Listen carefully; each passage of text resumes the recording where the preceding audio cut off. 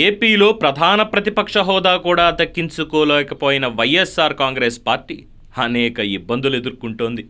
Party నుంచి కీలక నాయకులు చాలామంది ఇప్పటికే ఇతర పార్టీలో చేరిపోగా, మరికొంతమంది ప్రస్తుత రాజకీయాలకు సంబంధం లేదన్నట్లుగా వ్యవహరిస్తున్నారు.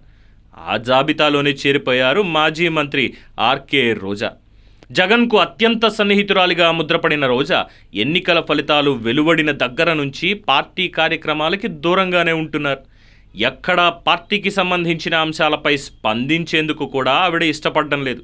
దీంతో క్రియాశీలక రాజకీయాలకి దూరం అయ్యారనే ప్రచారం పార్టీలోనే మొదలైంది. రోజా ఎక్కువగా కుటుంబ సభ్యులతో సమయం గడుపుతున్నారట. తమిళనాడులో ఉండే ఆలయాల్లోనే ఎక్కువగా కనిపిస్తున్నారు. అలాగే విదేశీ పర్యటనలకు కూడా బాగానే వెళ్ళొస్తున్నారు. ఇలా ఎక్కువ సమయం కుటుంబ సభ్యుల మధ్య గడిపేందుకే ప్రాధాన్యం ఇస్తున్నారు. రాజకీయ అంశాలకు రాజకీయాలకు దూరంగా ఉంటూ వస్తున్నారు రోజా. ప్రస్తుతం రోజా వ్యవహారం వైఎస్ఆర్ కాంగ్రెస్లో చర్చనీయాంశమైంది. దాంతో రోజా వైసీపీలో కొనసాగే అవకాశం లేదని, సరైన సమయం చూసుకుని ఆమె పార్టీకి రాజీనామా చేస్తారనే ప్రచారం జరుగుతోంది.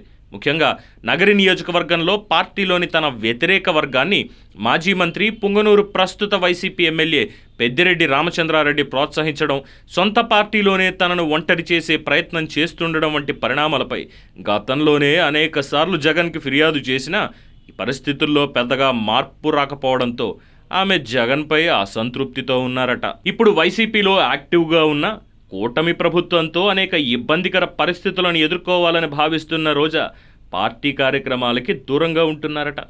ఎక్కువగా తమిళనాడు రాజకీయాల వైపు ఆసక్తి చూపిస్తున్నట్లుగా ప్రచారం జరుగుతోంది. ముఖ్యంగా తమిళ హీరో దళపతి విజయ్ కొత్తగా ప్రారంభించిన తమిళగ వెట్టి కజగంలో చేరే ఆలోచనతో రోజా ఉన్నట్లుగా ప్రచారం జరుగుతోంది. చూద్దాం ఆవిడ భవిష్యత్తు ఎలా ఉందో, తదుపరి నిర్ణయం ఎలా ఉండబోతోందో కాలమే నిర్ణయించాలి.